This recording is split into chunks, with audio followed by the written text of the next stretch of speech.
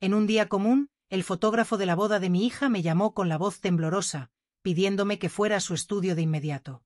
Señora Lucía, encontré algo terrible en las fotos de la boda. Venga al estudio ahora mismo. Fueron sus palabras. Mi corazón se disparó. ¿Qué clase de secreto podría esconderse en aquellas imágenes del día más feliz de mi hija? Lo que estaba a punto de descubrir lo cambiaría todo y me haría cuestionar si la boda por la que pagamos 25.000 euros había sido real. Pero antes de continuar, asegúrese de ya estar suscrito al canal y escriba en los comentarios desde donde está viendo este vídeo. Nos encanta saber hasta dónde están llegando nuestras historias. El teléfono sonó un jueves por la tarde mientras regaba las orquídeas en la terraza. Septiembre en Madrid.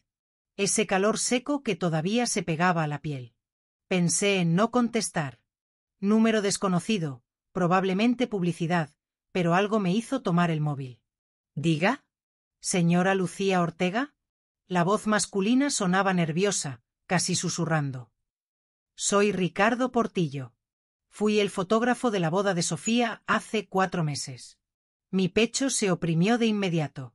Los recuerdos de aquel día volvieron en flashes. Sofía radiante en su vestido blanco, Antonio sonriendo a su lado, los invitados aplaudiendo. 25.000 euros que mi marido Manuel y yo ahorramos durante años para darle a nuestra hija la boda de sus sueños. Sí, lo recuerdo. ¿Pasó algo con las fotos? Silencio del otro lado. Luego continuó la voz aún más baja.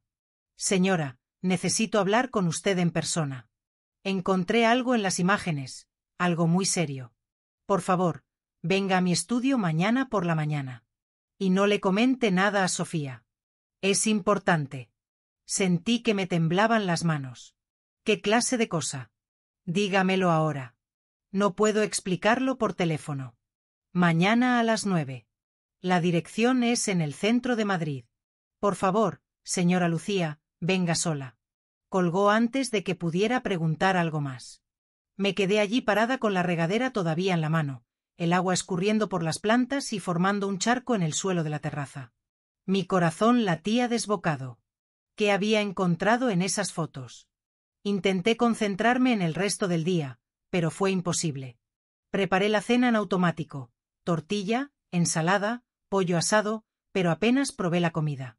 Sofía llamó por la noche, como hacía 3 veces por semana desde que se casó. Mamá, ¿estás bien? Tu voz suena rara. Estoy bien, hija. Solo un poco cansada, la mentira salió demasiado fácil. ¿Cómo van las cosas por allá? Habló sobre su trabajo en la inmobiliaria, sobre los planes de remodelar la cocina del piso, sobre lo emocionado que estaba Antonio con un ascenso. Su voz desbordaba felicidad. Cada palabra suya era un puñal en mi pecho porque yo sabía que estaba ocultando algo que el fotógrafo consideraba tan grave que ni siquiera podía mencionar por teléfono. Cuando colgué, fui al armario del salón y tomé el álbum de la boda. Pasé más de 1 hora analizando cada foto. Sofía y Antonio cortando la tarta, el primer baile, el lanzamiento del ramo, todo parecía perfecto. Entonces, ¿qué había visto Ricardo? Dormí mal. Pesadillas confusas me despertaron 3 veces durante la madrugada. En una de ellas, Antonio tenía otra cara en las fotos. En otra, Sofía lloraba en el altar. Me desperté a las 6 de la mañana con la boca seca y el estómago revuelto. Me duché, me puse ropa sencilla, vaqueros y una blusa azul, y salí de casa a las 8:30. El estudio de Ricardo estaba en el centro, cerca de Gran Vía, en uno de esos edificios antiguos renovados, con paredes de ladrillo visto y ventanales enormes. El letrero discreto al lado de la puerta. Portillo Fotografía. Respiré hondo antes de tocar el timbre. Ricardo me recibió personalmente. Era más joven de lo que recordaba de la boda. Unos 30 y pocos, cabello oscuro, ojos cansados. Parecía que él tampoco había dormido bien. Señora Lucía. Gracias por venir.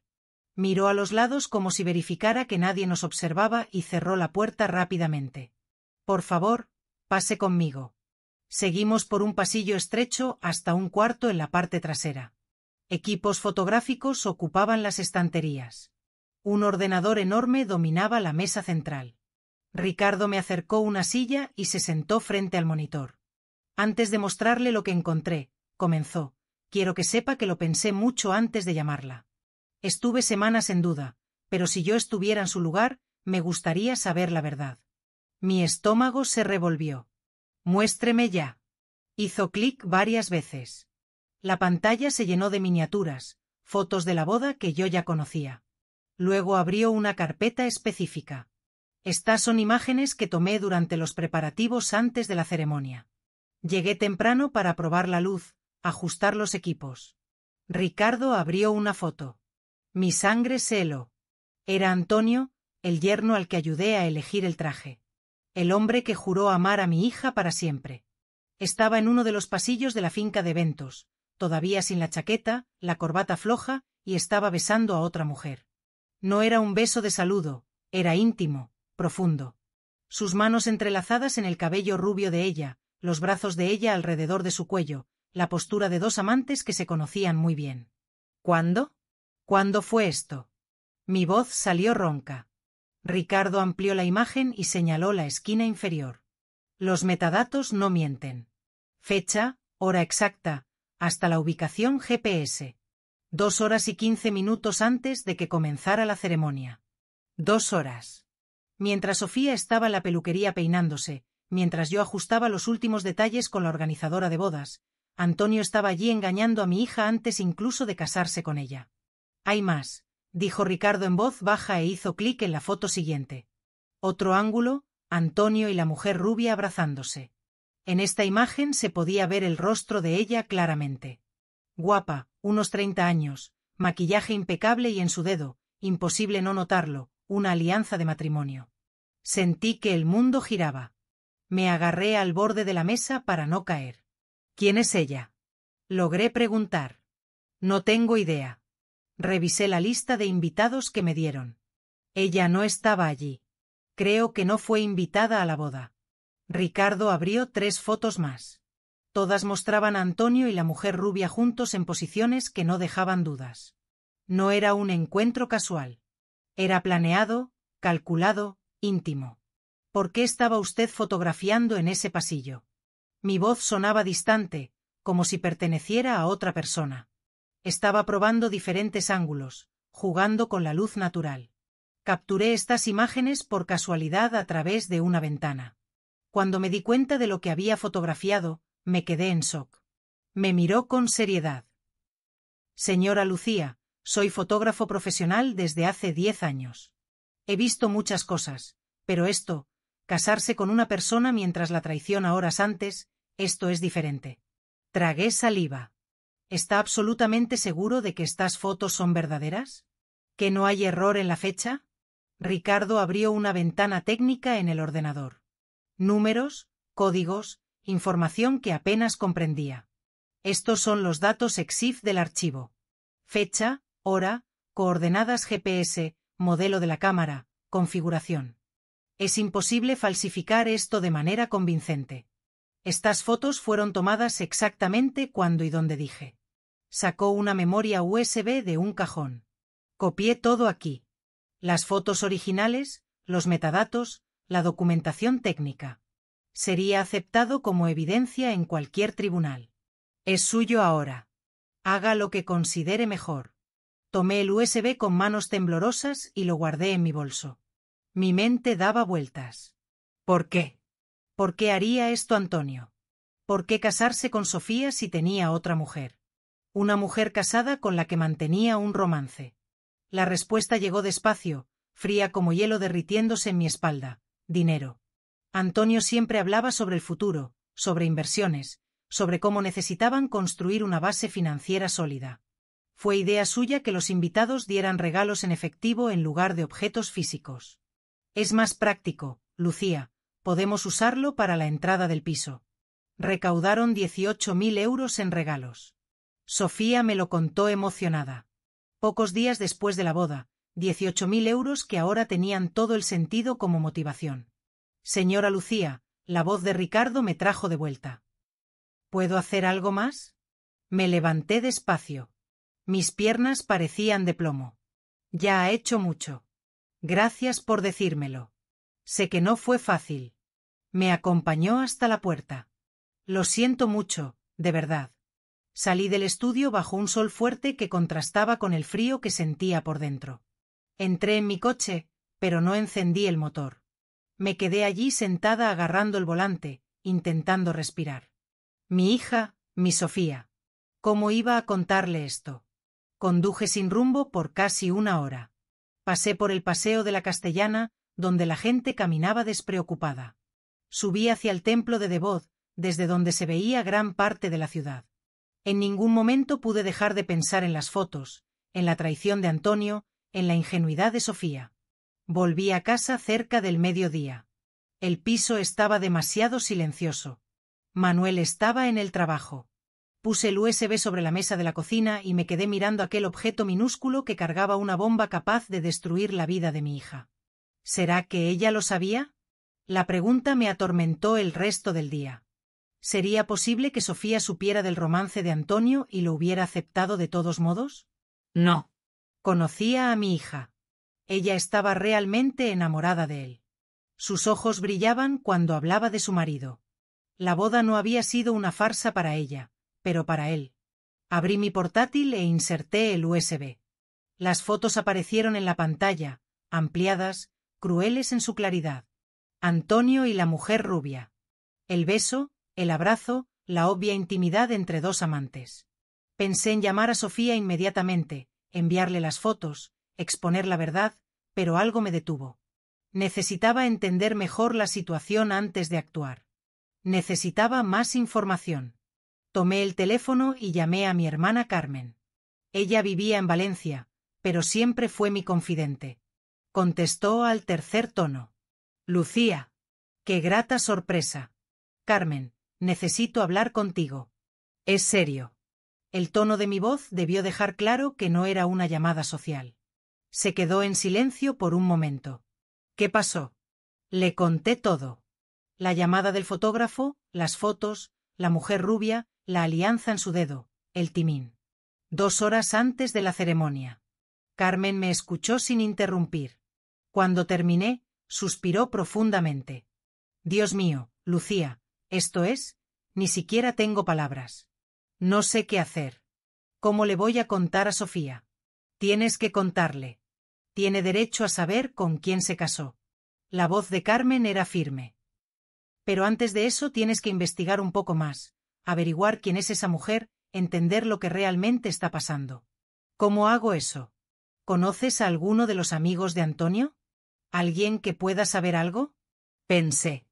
Antonio tenía pocos amigos cercanos. Era cerrado, reservado.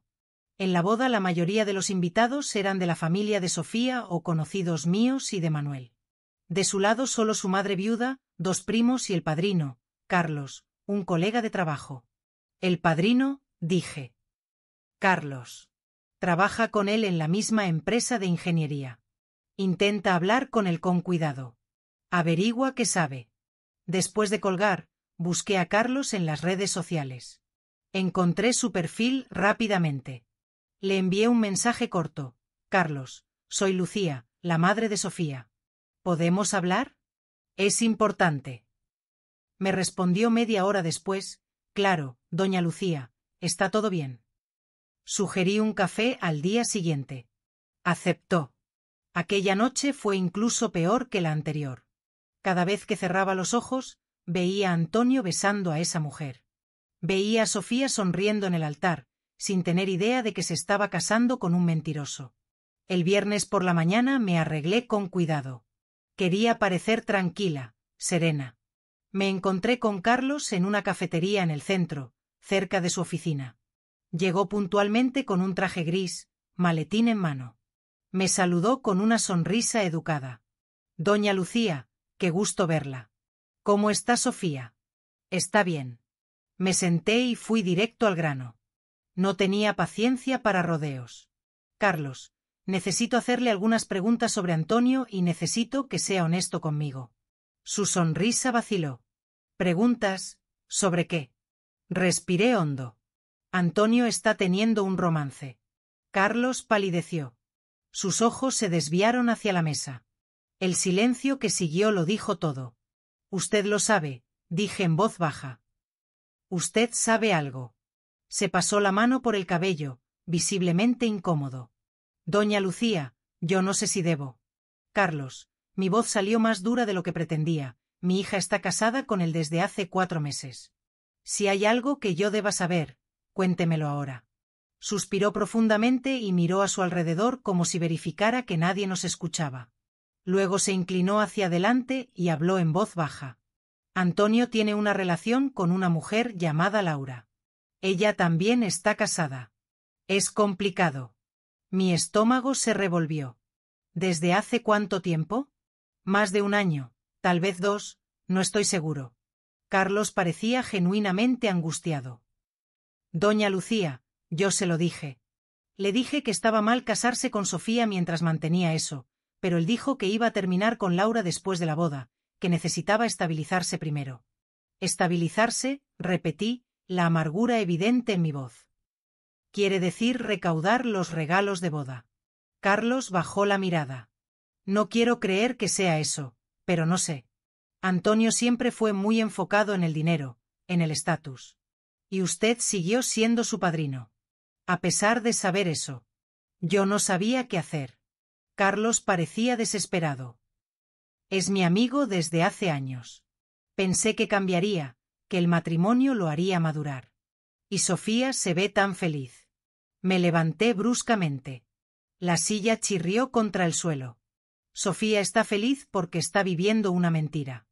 Mi hija merecía la verdad y usted se quedó callado. Doña Lucía, por favor. Pero yo ya estaba saliendo. No tenía nada más que decirle. Carlos era cómplice por omisión. Él lo sabía y no hizo nada. En el coche mi mente estaba en guerra. Una parte de mí quería llamar a Sofía de inmediato, otra parte temía destruir su felicidad, pero era una felicidad falsa, una ilusión construida sobre mentiras y traición. Decidí que antes de contárselo a Sofía necesitaba confrontar a Antonio. Él merecía saber que yo lo sabía. Merecía tener la oportunidad de explicarse, aunque no podía imaginar una explicación posible para aquellas fotos. Le envié un mensaje: Antonio, necesito hablar contigo a solas. Es urgente. La respuesta llegó 15 minutos después. ¿Pasó algo con Sofía? No, es sobre ti. Mañana a las 10 de la mañana en mi piso. No le comentes nada a ella. Hubo una pausa larga. Luego, está bien. Pasé el sábado entero preparándome mentalmente para la confrontación. Ensayé lo que diría. Cómo mostraría las fotos. Cómo exigiría la verdad. Pero cuando Antonio tocó el timbre a las 10 en punto, toda mi preparación se evaporó. Entró con esa sonrisa fácil que siempre usaba conmigo.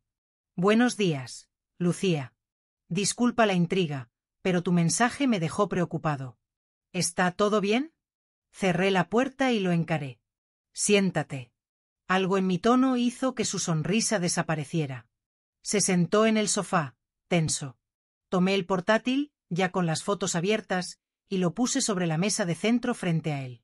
Explícame esto. Antonio miró la pantalla. Vi el momento exacto en que reconoció la imagen. Sus ojos se abrieron, el rostro perdió el color. Abrió y cerró la boca varias veces sin poder hablar. Eso. ¿De dónde sacaste eso? Responde a mi pregunta. ¿Quién es ella? Se pasó la mano por el rostro. Sus hombros cayeron. Por un momento pensé que iba a negarlo, a inventar alguna excusa barata, pero para mi sorpresa, dijo. Es Laura. El nombre que Carlos había mencionado. La confirmación hizo que mi pecho se oprimiera aún más. Y estabas con ella 2 horas antes de casarte con mi hija. Antonio no respondió, solo miraba sus propias manos. 2 horas. Mi voz se elevó. Besaste a otra mujer, una mujer casada, y luego fuiste al altar a jurar amar a Sofía. ¿Cómo puedes hacer algo así? Yo amo a Sofía, dijo en voz baja. Solté una risa amarga. Tienes una forma muy extraña de demostrar amor. Finalmente me encaró. Había algo diferente en sus ojos ahora, algo frío. Tú no entiendes. Mi relación con Laura es complicada. Yo necesitaba casarme, necesitaba dar ese paso en mi vida. Sofía es perfecta para eso. Es estable, trabajadora, confiable. Perfecta para eso, como si mi hija fuera un activo en un portafolio de inversiones. ¿Y el dinero? Pregunté. Los 18.000 euros en regalos. ¿Fue por eso que te casaste con ella? Antonio no lo negó, solo desvió la mirada. Y en ese silencio encontré mi respuesta. Sal de mi casa, dije, la voz temblona de rabia. Lucía, espera. Sal. Se levantó rápidamente y se dirigió a la puerta, pero antes de salir se giró. ¿Qué vas a hacer? Lo que debía haber hecho desde el principio. Le voy a contar todo a Sofía. Su rostro se cerró. Eso la va a destruir. No, tú eres quien la está destruyendo. Yo solo voy a impedir que la destrucción continúe. Antonio salió sin decir nada más. Oí sus pasos apresurados en el pasillo, el ruido del ascensor. Cuando el silencio regresó, me desplomé en el sofá. Mi hija. ¿Cómo iba a contarle esto a mi hija? Después de que Antonio se fue, me quedé sentada en el sofá por casi una hora tratando de reunir fuerzas. El portátil todavía estaba sobre la mesa, las fotos de su traición expuestas en la pantalla. Cerré el aparato con un clic seco.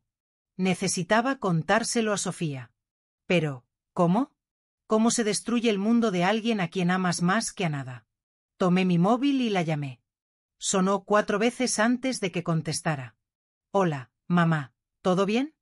La alegría en su voz me partió el corazón. Hija, necesito hablar contigo personalmente. ¿Puedes venir a casa ahora? Ahora, mamá, es sábado. Antonio y yo íbamos a salir para... Es importante, Sofía, muy importante. Por favor. Debió haber algo en mi tono que la alertó. Se quedó en silencio por un instante. ¿Está todo bien? ¿Estás enferma? No estoy enferma, pero necesito hablar contigo urgentemente a solas. Está bien. Llego en media hora. Colgué y fui a la cocina a preparar café. Mis manos temblaban mientras medía el café molido. ¿Qué iba a decir? ¿Cómo empezar una conversación así? No había manera fácil. Sofía llegó en 20 minutos. Siempre había sido puntual. Tocó la puerta y entró con esa energía que siempre tuvo. Mi hija vibrante, de sonrisa amplia, cabello recogido en una coleta, llevaba vaqueros y una blusa floreada. Mamá, me asustaste. Me abrazó. ¿Qué pasó? La guié hasta el sofá. Serví café para las 2, pero ninguna tocó la taza. Sofía me observaba con creciente preocupación. Mamá, dímelo ya. Me estás poniendo nerviosa. Respiré hondo. No había forma de suavizar aquello. Sofía, el fotógrafo de tu boda me llamó esta semana. Encontró algo en las fotos. ¿Algo en las fotos? ¿Qué sería? Tomé el portátil y abrí las imágenes de nuevo. Giré la pantalla hacia ella. Esto. Sofía se inclinó para ver mejor. Vi su expresión cambiar, confusión, luego reconocimiento, luego shock absoluto. Se llevó la mano a la boca. ¿Ese es Antonio? Sí. 2 horas antes de la ceremonia con una mujer llamada Laura. Sofía tomó el portátil de mis manos y amplió la foto. Sus ojos recorrían cada detalle. El beso, el abrazo, la obvia intimidad. Pasó a la foto siguiente y a la siguiente. Cuando terminó de ver todas, puso el portátil de vuelta en la mesa con un cuidado excesivo, como si fuera de cristal. No, no puede ser verdad. Es verdad, hija. Los metadatos lo prueban. Fecha, hora, lugar. Y hablé con Carlos, su padrino. Él lo confirmó. Antonio tiene un romance con esa mujer desde hace más de un año. Sofía negó con la cabeza. No, Carlos está mintiendo. El fotógrafo manipuló las fotos. Esto es. Sofía. Sostuve su mano. Confronté a Antonio hoy por la mañana. Lo admitió. Dijo que te ama, pero que su relación con Laura es complicada. Sus palabras, no las mías. Vi el momento exacto en que la verdad penetró sus defensas. Sus ojos se llenaron de lágrimas. El rostro se le contorsionó. Soltó mi mano y se levantó bruscamente. ¿Él lo sabía? ¿Estaba con ella antes de casarse conmigo? Sí. ¿Y fue al altar de todos modos? ¿Juró amarme para siempre sabiendo que estaba mintiendo? Sí. Sofía comenzó a caminar de un lado a otro, las manos en el cabello. No lo creo. No puedo creer que me haya hecho esto. Que él. Su voz se quebró. Las lágrimas finalmente rodaron. Me levanté y la abracé. Se desplomó en mis brazos sollozando. Nos quedamos así por varios minutos. Yo sosteniendo a mi hija mientras su mundo se derrumbaba. ¿Por qué, mamá? Preguntó entre sollozos. ¿Por qué haría algo así? Yo lo amaba, lo amo. Hice todo bien. Fui una buena esposa. ¿Por qué no fui suficiente? No se trata de ti, hija. Se trata de él, de las elecciones equivocadas que él hizo. Se apartó secándose el rostro con el dorso de la mano. Necesito hablar con él. Necesito escucharlo de su boca. Sofía. Lo necesito, mamá. Necesito entender. Tomó su bolso y salió antes de que pudiera detenerla. Oí la puerta cerrarse de golpe, sus pasos rápidos por el pasillo. Me quedé allí sola, el café enfriándose sobre la mesa, las fotos aún abiertas en el portátil. ¿Qué había hecho?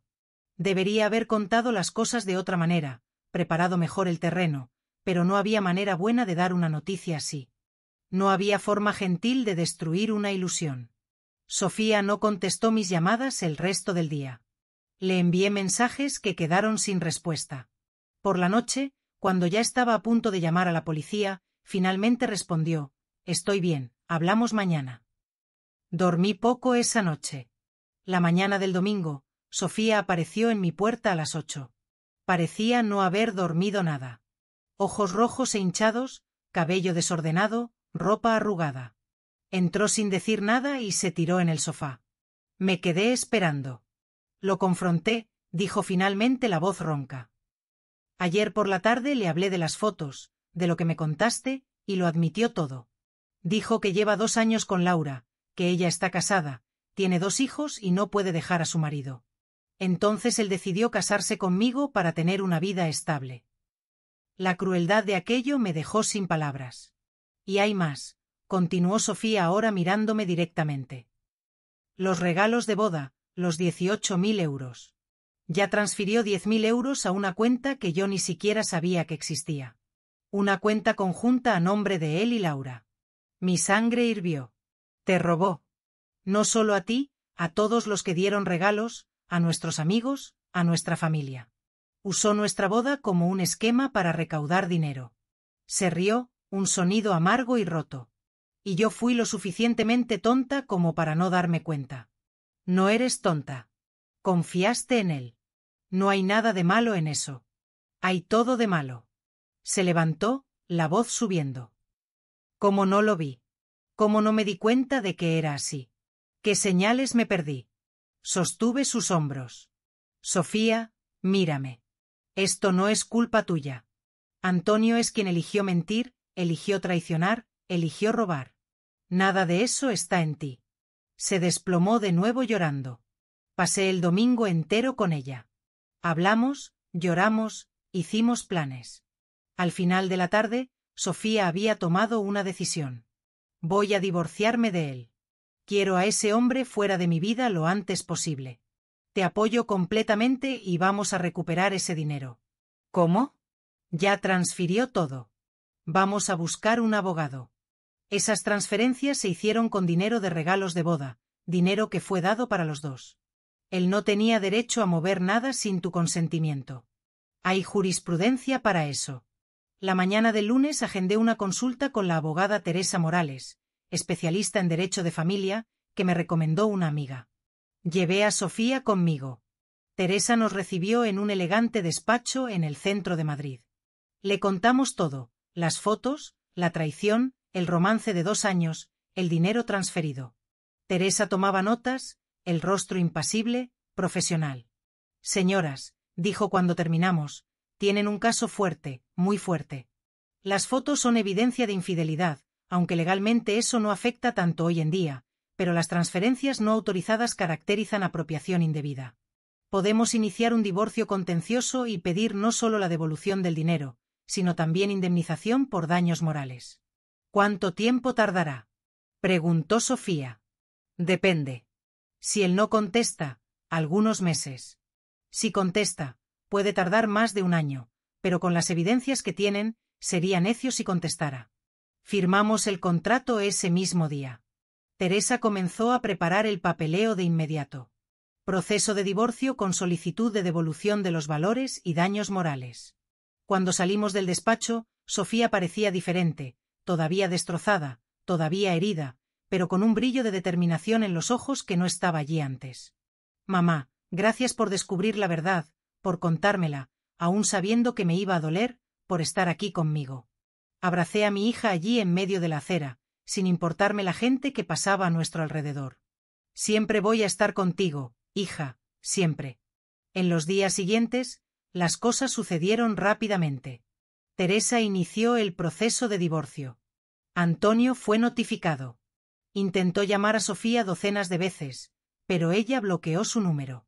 Intentó aparecer en el piso, pero ella cambió las cerraduras. La noticia del divorcio se extendió rápido.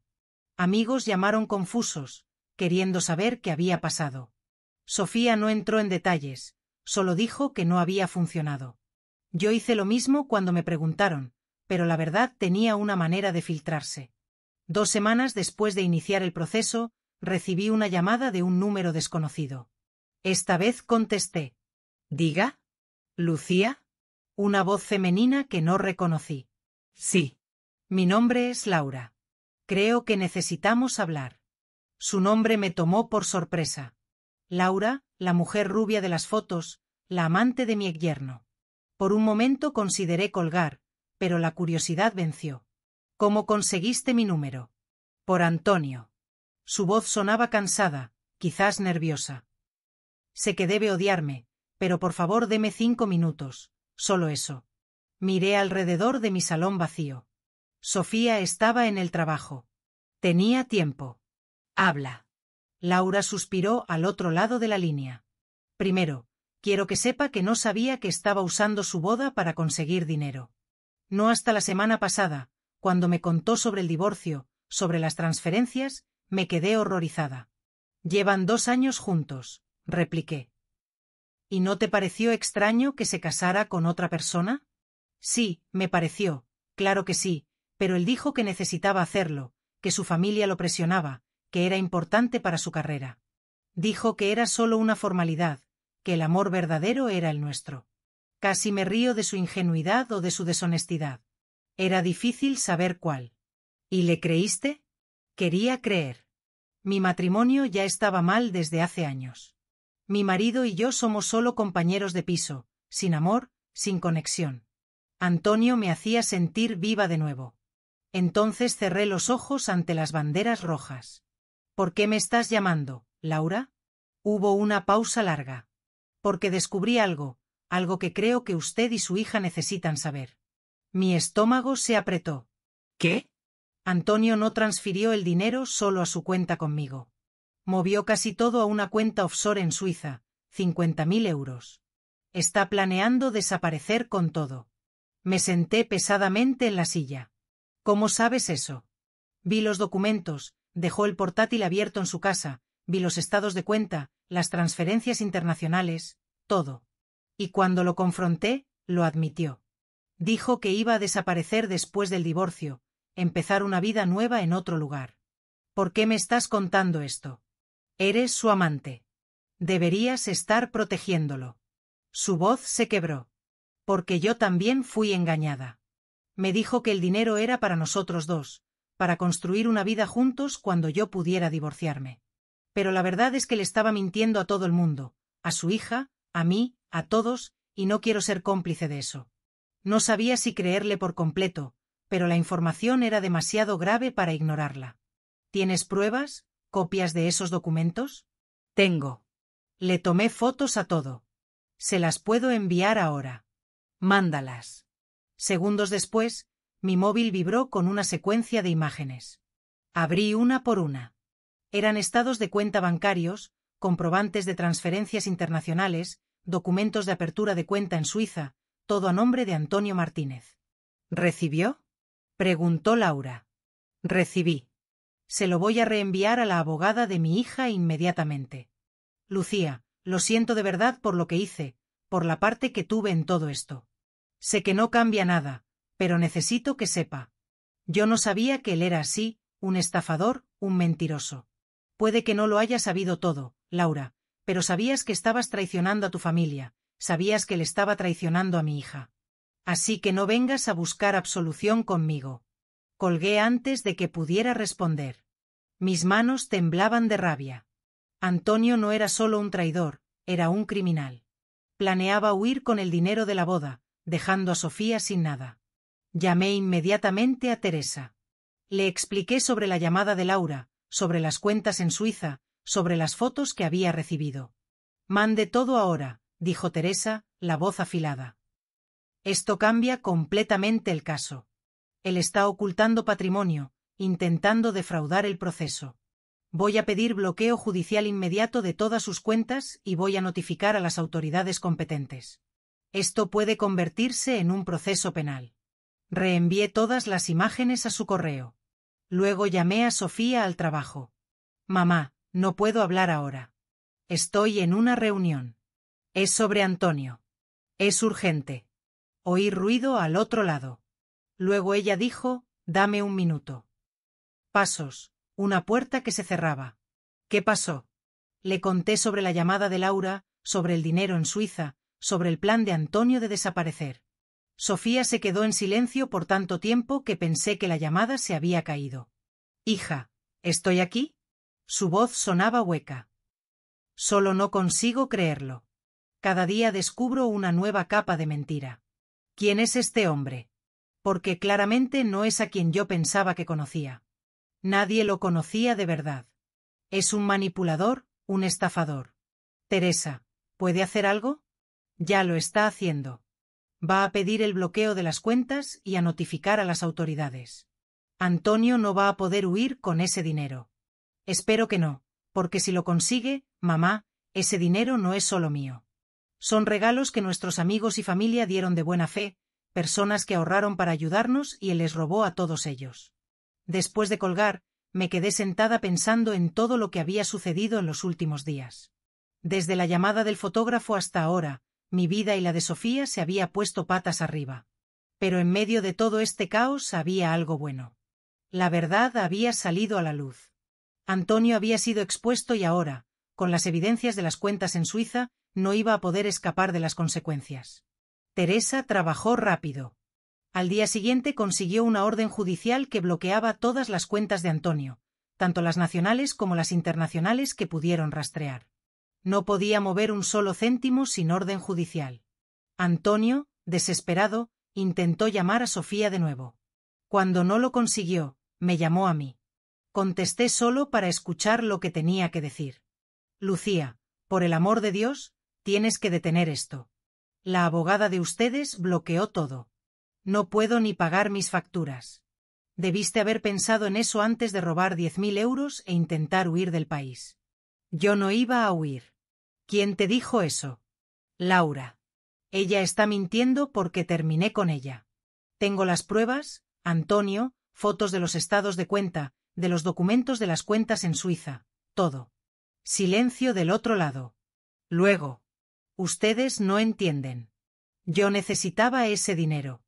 Tengo deudas, muchas deudas. Estaba desesperado. Entonces, usaste a mi hija. Fingiste amarla. Te casaste con ella sabiendo que ibas a traicionar y a robar. Todo por deudas, ¿no fue así? Yo quiero a Sofía. De verdad. ¿Pero qué, Antonio? ¿Pero querías más el dinero? ¿A Laura? ¿A ti mismo? Colgó. No tuve más noticias de él por una semana, pero Teresa sí intentó negociar a través de su abogado, devolver parte del dinero a cambio de que Sofía desistiera de los daños morales. Teresa se negó. Queríamos todo de vuelta y queríamos justicia. El proceso avanzó con las evidencias que teníamos, las fotos de la traición, los estados de cuenta, las transferencias no autorizadas. El caso de Sofía era blindado. El abogado de Antonio lo sabía. 3 semanas después de iniciar el divorcio, propusieron un acuerdo. Antonio devolvería los 18.000 euros íntegramente, más 10.000 euros de indemnización por daños morales. El divorcio sería de mutuo acuerdo, sin contestación, y firmaría un término comprometiéndose a no intentar contactar a Sofía nunca más. Teresa nos llamó para discutir la propuesta. Es un buen acuerdo. Recuperan todo el dinero más una compensación significativa y resuelven todo rápido, sin arrastrar esto por meses o años. Sofía estaba conmigo cuando recibimos la llamada. La miré. ¿Qué piensas, hija? Se mordió el labio, pensativa. ¿Está admitiendo culpa con este acuerdo? Implícitamente sí, respondió Teresa. Al devolver el dinero y pagar daños morales, está reconociendo que actuó mal. Entonces acepto. Quiero que esto termine. Quiero que él esté fuera de mi vida de una vez por todas. Firmamos el acuerdo la semana siguiente. Antonio transfirió los 28.000 euros en una sola operación. Sofía vio el dinero caer en su cuenta y por primera vez en semanas sonrió. Se acabó, dijo. Finalmente se acabó. Pero yo sabía que no era tan así. El dinero había regresado. Sí, el divorcio estaba encarrilado. Pero las cicatrices que Antonio dejó en Sofía, en su confianza, en su capacidad para creer en las relaciones, esas tardarían mucho más en sanar. El divorcio se oficializó 2 meses después. Sofía estaba oficialmente libre, pero libre no significaba curada. Volvió a vivir con nosotros temporalmente. Dijo que no podía quedarse sola en el piso, que cada rincón le recordaba a Antonio, los planes que habían hecho, la vida que pensaba que iban a construir juntos. Vendió el piso y trajo solo lo esencial, algo de ropa, libros, objetos personales. Al principio fue difícil. Sofía lloraba mucho. Había días que no salía de la habitación, otros en los que se despertaba furiosa, rompiendo cosas, gritando sobre cómo Antonio había destruido todo. Manuel y yo la dejábamos desahogarse. Era parte del proceso de curación. Poco a poco las crisis se fueron volviendo menos frecuentes. Sofía volvió a interesarse por el trabajo. Comenzó a salir con sus amigas de nuevo. Hizo terapia, lo que ayudó enormemente. Su terapeuta la ayudó a procesar no solo la traición de Antonio, sino también el hecho de que había sido víctima de una estafa elaborada. No fue tu culpa, yo repetía cada vez que se culpaba. Tú amaste de verdad. Fuiste honesta. Él es quien eligió mentir. Una tarde de jueves, 3 meses después del divorcio, Sofía entró en la cocina donde yo preparaba la cena. Sostenía el móvil, el rostro pálido. Mamá, ¿viste? ¿Vi qué? Me mostró la pantalla. Era una publicación en Instagram. La foto mostraba a Antonio sonriente al lado de Laura, la mujer rubia de las fotos. Los dos estaban en una playa abrazados, con leyendas sobre nuevos comienzos y amor verdadero. Ella volvió con él, dijo Sofía con la voz temblorosa. Después de todo, después de ella llamarme, de entregar las pruebas contra él, volvió. Miré la foto. Antonio parecía más delgado, quizás estresado, pero estaba sonriendo, sin remordimiento, sin culpa, simplemente siguiendo adelante como si nada hubiera pasado. Se merecen el uno al otro, dije. 2 mentirosos manipuladores perfectos juntos. Pero me da rabia, mamá. Él destruyó mi vida y está ahí feliz como si nada hubiera pasado. ¿Dónde está la justicia en eso? Sostuve su rostro con ambas manos. La justicia, hija, es que tú estás libre. Libre de un hombre que te iba a hacer infeliz el resto de la vida. Libre para encontrar a alguien que te merezca de verdad. Eso es justicia. Sofía me abrazó y nos quedamos así por un tiempo. Cuando se apartó, se secó los ojos y sonrió. Una sonrisa pequeña, aún frágil, pero real. Tienes razón. Yo escapé. Él es problema de Laura ahora. Esa noche, Sofía borró todas las fotos de Antonio de sus redes sociales. Los bloqueó a él y a Laura en todas las plataformas. Simbólicamente estaba cerrando ese capítulo. Los meses siguientes trajeron cambios positivos. Sofía recibió un ascenso en el trabajo. Comenzó a practicar yoga. Hizo nuevos amigos.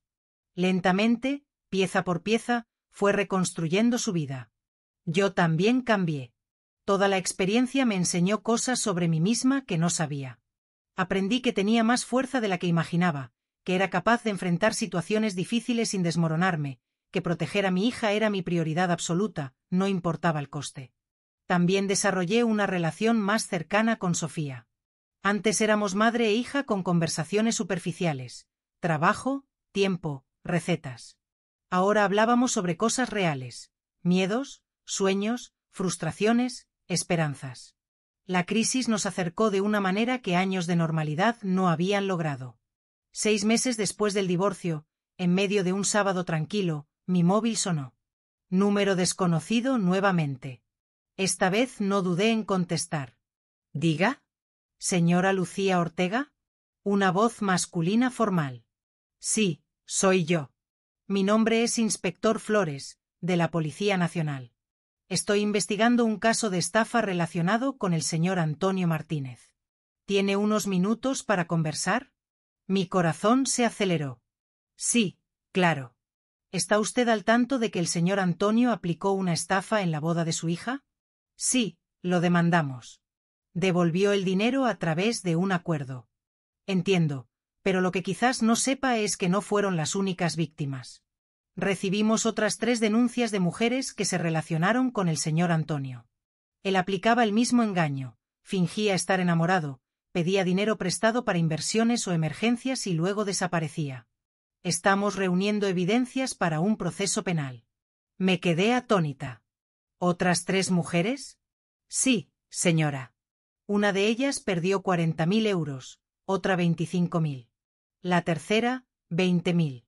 Es un estafador profesional.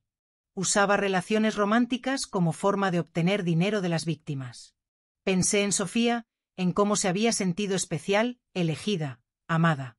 Y todo era más que una farsa ensayada, un guión que Antonio repetía con cada nueva víctima. ¿Qué necesita de mí, inspector? Su testimonio y cualquier evidencia que tenga, mensajes, fotos, documentos financieros, todo ayuda a construir el caso contra él. Tengo todo y mi hija también. ¿Cuándo quiere que vayamos por allá? ¿Puedo agendar para el lunes a las 10 de la mañana?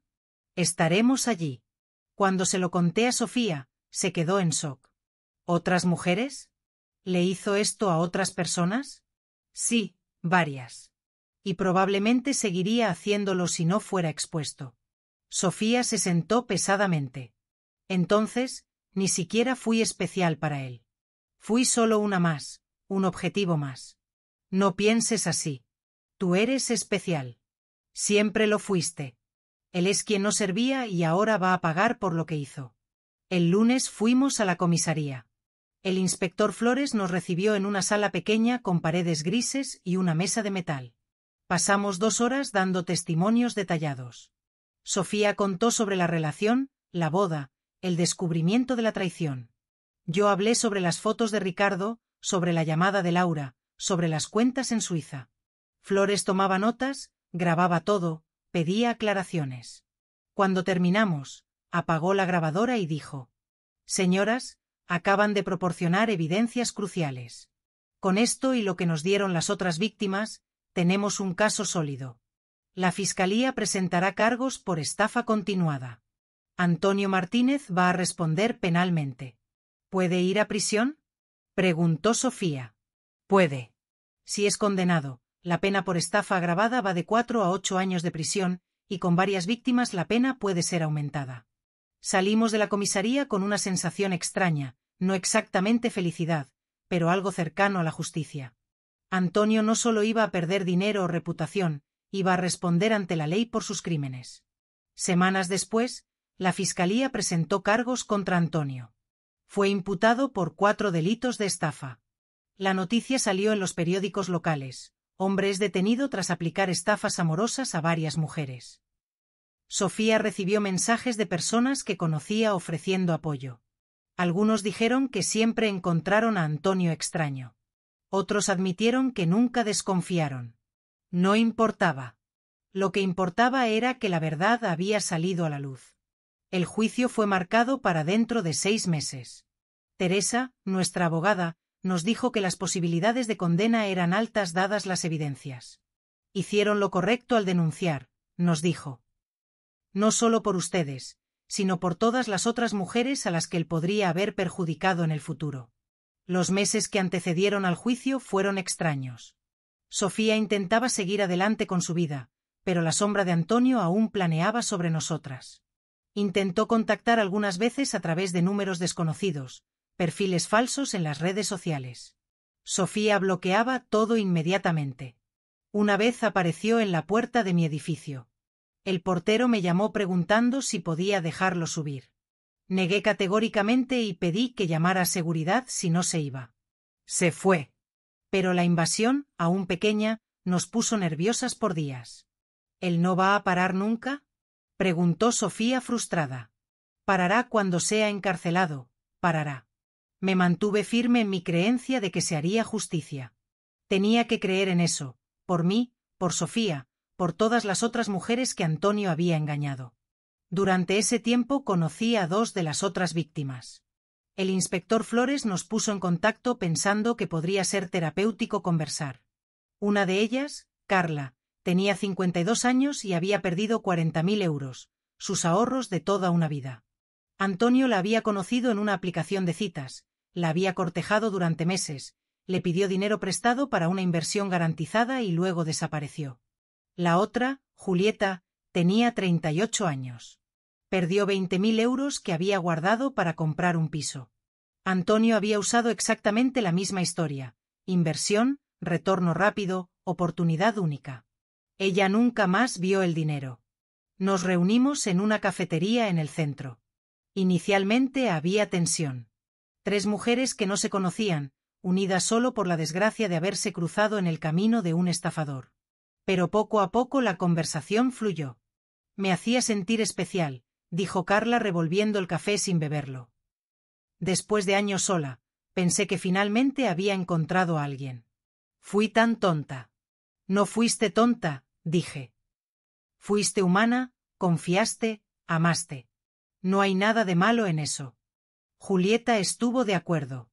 Era convincente. Sabía exactamente qué decir, cómo actuar.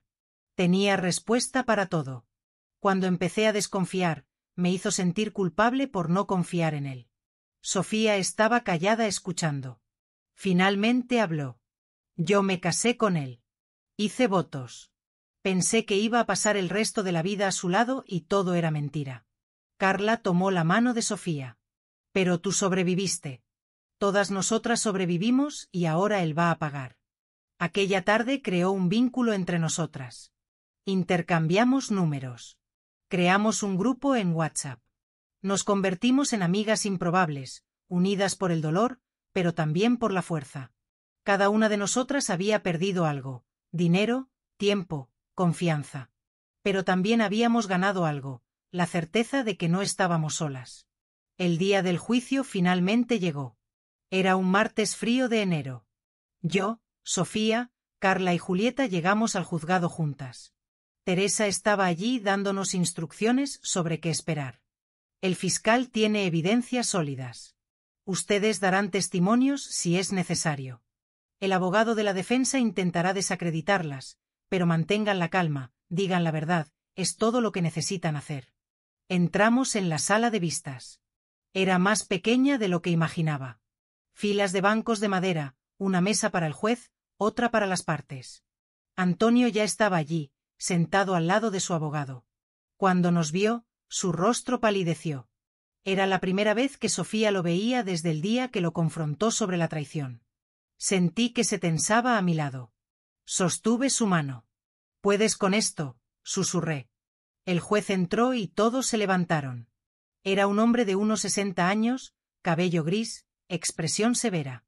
Golpeó el mazo y la sesión comenzó. El fiscal presentó el caso, leyó las acusaciones: 4 delitos de estafa, fraude continuado, ocultación de patrimonio. Explicó el modus operandi de Antonio: conocer mujeres, conquistarlas, ganar confianza, pedir dinero, desaparecer, o en el caso de Sofía, usar el matrimonio como forma de recaudación.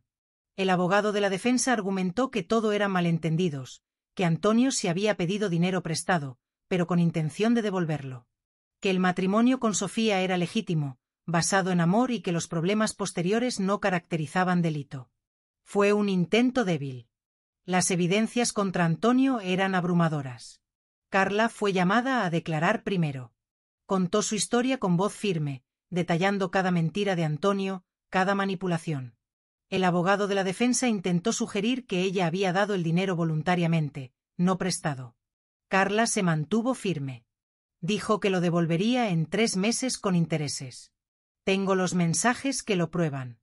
Fue préstamo, no regalo, y él nunca tuvo intención de devolverlo. Julieta fue la siguiente. Su historia era similar. Antonio había usado exactamente las mismas tácticas, las mismas excusas.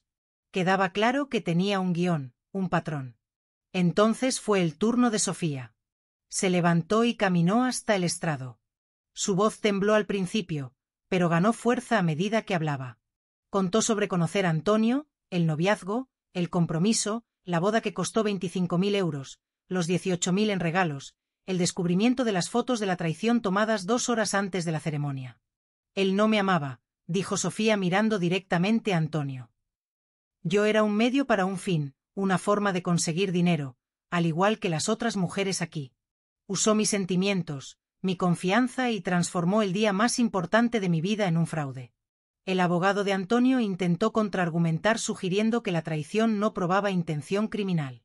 El fiscal intervino recordando que las transferencias no autorizadas a cuentas en Suiza combinadas con el patrón de comportamiento con otras víctimas demostraban claramente premeditación y dolo. Yo no fui llamada a declarar, pero Teresa presentó mi testimonio escrito junto con las fotos que Ricardo había tomado. El juez examinó todo cuidadosamente. Después de los testimonios vinieron los argumentos finales. El fiscal fue incisivo, pintando a Antonio como un depredador que se aprovechaba de mujeres vulnerables usando relaciones románticas como forma de cometer crímenes financieros. El abogado de la defensa intentó humanizar a Antonio hablando sobre dificultades financieras, presiones familiares, pero sonó vacío ante la pila de evidencias. El juez anunció que dictaría sentencia en 15 días. Golpeó el mazo y la sesión fue clausurada. Fuera del juzgado, las 4 víctimas y Teresa nos reunimos. Estábamos exhaustas, pero también aliviadas. Hicimos nuestra parte. Ahora era esperar. ¿Cómo creen que será la sentencia?, preguntó Julieta. Con las evidencias que tenemos, sería una sorpresa si no fuera condenado, respondió Teresa. Pero nunca lo sabemos con certeza. Los jueces son impredecibles. Sofía estaba callada mirando el edificio del juzgado. Solo quiero que termine, que él se mantenga lejos de mí. Que no pueda hacerle esto a nadie más. Va a terminar, prometí. Pronto. Los 15 días de espera fueron una tortura. Cada mañana me despertaba pensando en la sentencia. Cada noche me iba a dormir imaginando escenarios. Antonio siendo absuelto por alguna tecnicidad, Antonio siendo condenado a una pena leve, Antonio consiguiendo huir. Mi mente no descansaba. Sofía intentaba mantener la rutina, pero yo veía la ansiedad en sus ojos. Revisaba el móvil compulsivamente, esperando la llamada de Teresa. Adelgazó algunos kilos. Volvió a tener dificultad para dormir. ¿Y si no es condenado?, me preguntó una noche mientras tomábamos té en la cocina. ¿Y si el juez cree su historia? No va a pasar, interrumpí. Las evidencias son claras. El patrón de comportamiento está documentado. 4 mujeres con historias idénticas. Él va a pagar, hija. Tiene que pagar. El 13º día, Teresa llamó. La sentencia sale mañana a las 2 de la tarde. ¿Quieren estar presentes? Sí, respondí sin dudar. Estaremos allí. Esa noche apenas dormí. A la mañana siguiente, Sofía entró en mi habitación temprano. Mamá, tengo miedo. Me senté en la cama y abrí los brazos. Ella vino y se acostó a mi lado como hacía cuando era niña y tenía pesadillas. Nos quedamos así por varios minutos en silencio. No importa lo que pase hoy, dije finalmente, tú ya ganaste.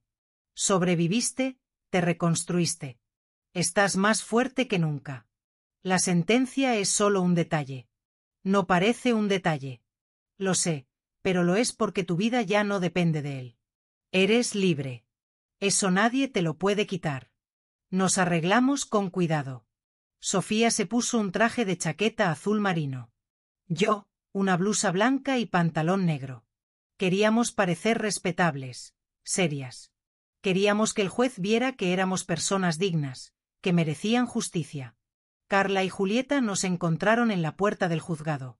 Estaban tan nerviosas como nosotras. Teresa llegó minutos después, maletín en mano, postura confiada. Listas, entramos juntas.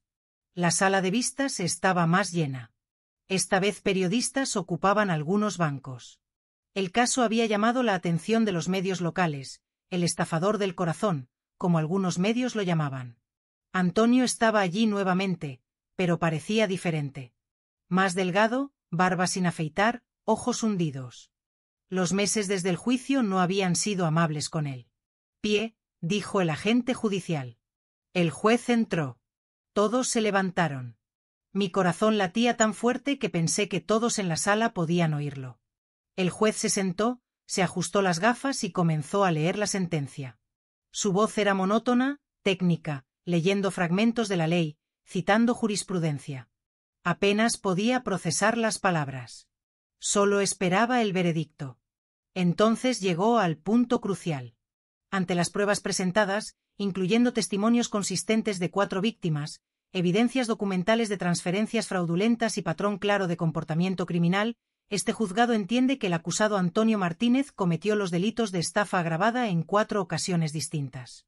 Sostuve la mano de Sofía. Ella apretó la mía de vuelta. El juez continuó.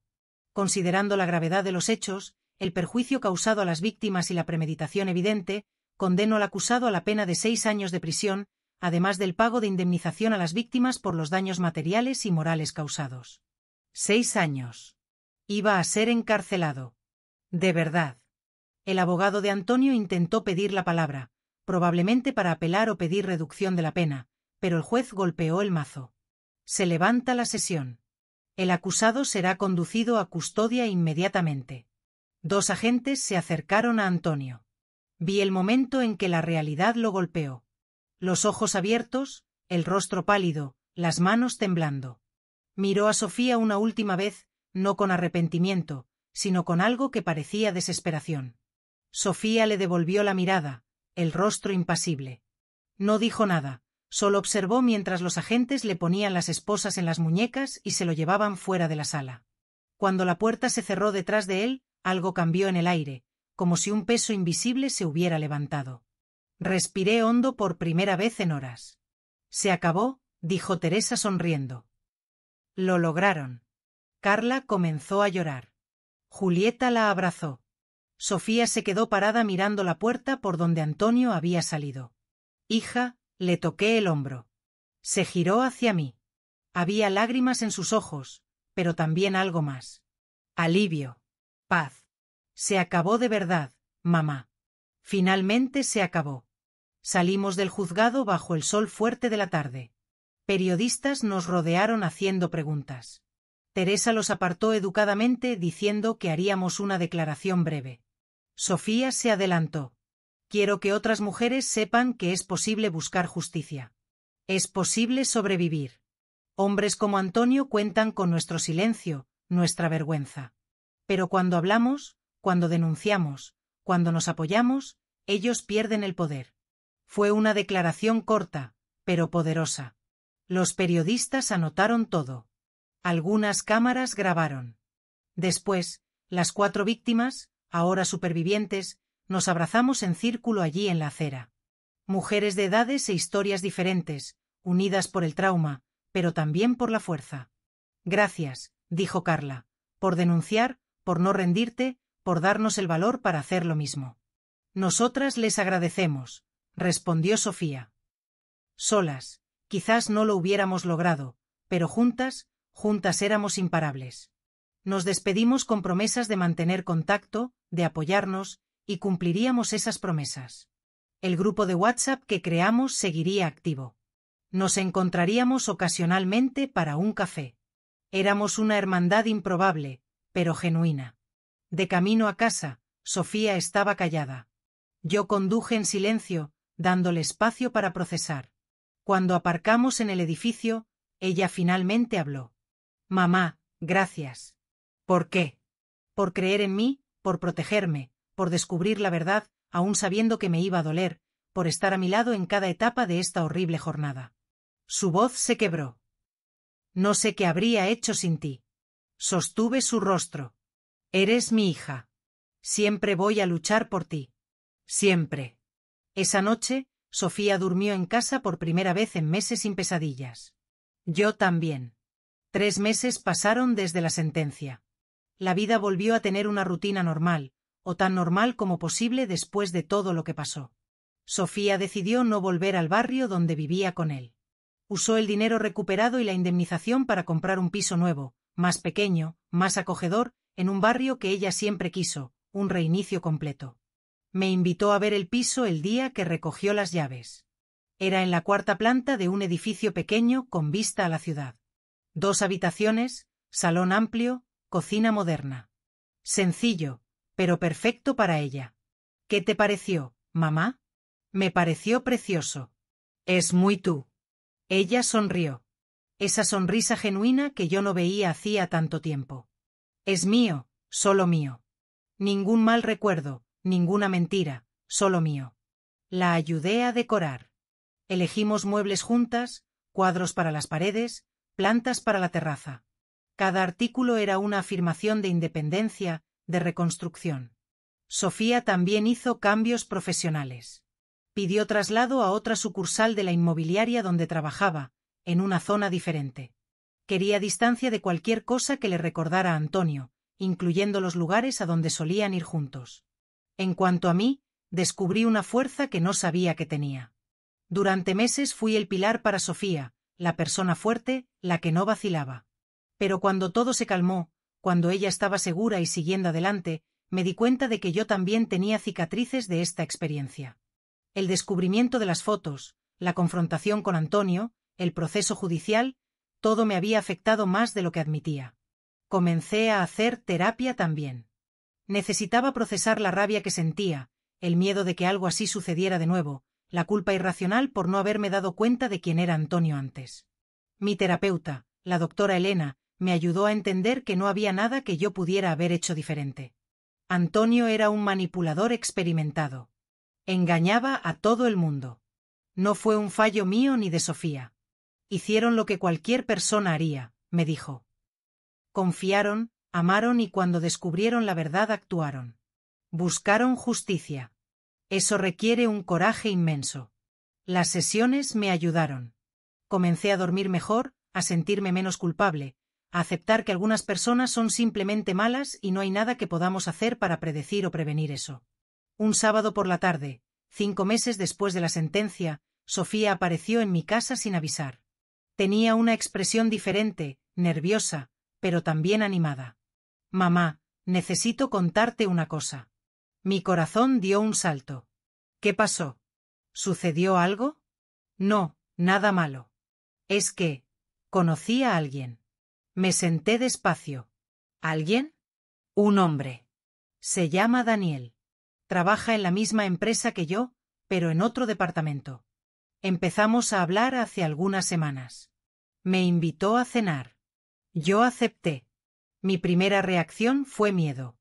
Miedo de que Sofía se lastimara de nuevo. Miedo de que ese Daniel fuera otro Antonio. Pero luego miré su rostro, el brillo en los ojos, la sonrisa tímida y vi algo importante: esperanza. ¿Te gusta? Aún es pronto para saber, pero es amable, respetuoso, no apresuró nada. Y mamá, hizo una pausa, riéndose medio avergonzada, hice una verificación completa. Busqué su nombre en Internet, revisé sus redes sociales, hablé con colegas que lo conocen desde hace años. Aprendí a ser más cuidadosa. Eso es bueno, te estás protegiendo. Pero tampoco quiero vivir con miedo para siempre. No quiero que Antonio me haya robado la capacidad de confiar, de amar de nuevo. Sostuvo mi mano. Así que iré despacio. Voy a conocer a Daniel. Voy a ver a dónde lleva esto, pero esta vez con los ojos abiertos. Abracé a mi hija. Estoy orgullosa de ti, de cómo te recuperaste, de cómo estás reconstruyendo tu vida con sabiduría y coraje. Aprendí de la mejor, dijo sonriendo. La cena con Daniel ocurrió, luego otra y otra. Sofía me contaba sobre ellos. Conversaciones profundas, risas, conexión genuina. Estaba feliz, pero cautelosa. No se entregaba completamente. Mantenía barreras saludables. Conocí a Daniel 2 meses después. Vino a cenar a mi piso por invitación de Sofía. Era un hombre alto, con gafas, sonrisa amigable. Trabajaba como ingeniero civil. Divorciado desde hace 3 años, sin hijos. Parecía genuinamente interesado en Sofía, haciéndole preguntas sobre ella, escuchando con atención. Los observé durante la cena. La forma en que la miraba con respeto, como esperaba que ella terminara de hablar antes de responder, como la trataba como igual, no como algo a ser conquistado o controlado. No era Antonio, ni de lejos. Después de que él se fue, Sofía se quedó para ayudarme a lavar los platos. Y bien, ¿qué te pareció? Me pareció que parece una buena persona, pero el tiempo lo dirá. Lo sé. Voy despacio. Me prometí a mí misma que a las primeras señales de alarma me voy. No voy a ignorar banderas rojas de nuevo. Eso es sabio. Se secó las manos y me abrazó. Mamá, ¿sabes de qué me di cuenta? Que Antonio no pudo destruirme. Lo intentó, pero no lo logró. Estoy aquí. Viva, fuerte y capaz de amar de nuevo. Eso significa que yo vencí. Lágrimas llenaron mis ojos. Venciste con toda seguridad. Venciste. Hoy, 1 año después de aquella llamada fatídica del fotógrafo, miro hacia atrás y veo el camino que recorrimos. Fue doloroso, fue difícil. Hubo momentos en que pensé que Sofía no se recuperaría. Momentos en que yo misma dudé si habíamos hecho lo correcto al exponer todo, pero lo hicimos y valió la pena. Antonio cumple su pena. Supimos a través de Teresa que intentó reducir la sentencia en recurso, pero le fue negado. Seguirá preso durante los próximos años y cuando salga tendrá un historial criminal que lo seguirá para siempre. Laura, supe por Carla, se divorció. La exposición del caso destruyó su matrimonio también. Justicia poética en cierto modo. En cuanto a nosotras, yo, Sofía, Carla, Julieta, seguimos adelante, más sabias, más cuidadosas, pero no rotas. Sofía y Daniel continúan juntos. La relación progresa lentamente, con respeto y honestidad. Ella sigue yendo a terapia, sigue teniendo días difíciles, pero son cada vez más raros. Yo volví a mi rutina. Trabajo como consultora financiera. Irónico, considerando que no me di cuenta de que Antonio era un estafador.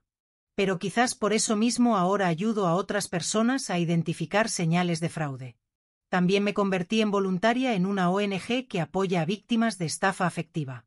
Uso mi historia, nuestra historia, para ayudar a otras mujeres a encontrar la fuerza para denunciar, para buscar justicia.